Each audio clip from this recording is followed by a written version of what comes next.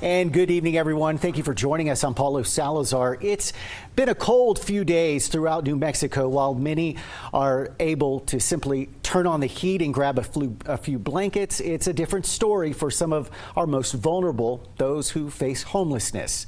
Now, staff with the city of Albuquerque are trying to help. They announced emergency shelters are opened up. And joining us now, Monica Logroño. She joins us and explains how a local nonprofit is taking a more boots on the ground approach. And Monica, you spoke to Compassion Services Center.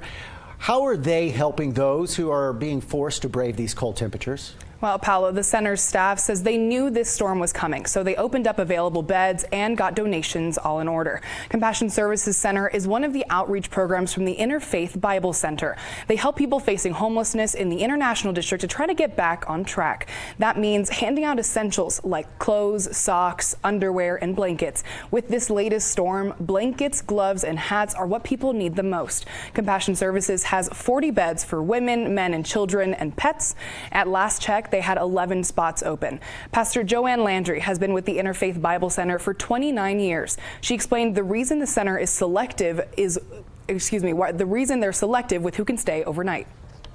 We just picked a lady up off the street in a walker.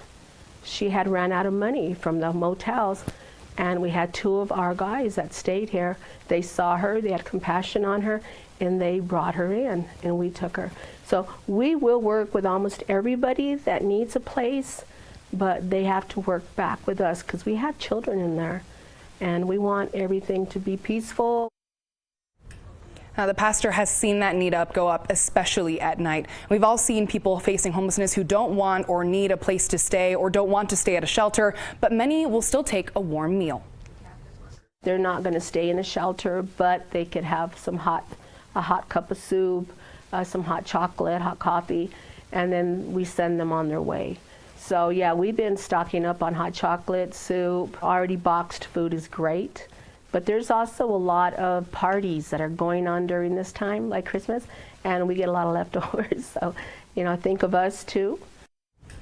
Now, Compassion Services is always open to food or clothing donations, and right now they're down to their last blankets. They'll take new or gently used clothing as well. You can also donate money online. That information will be on KOB.com. Paolo.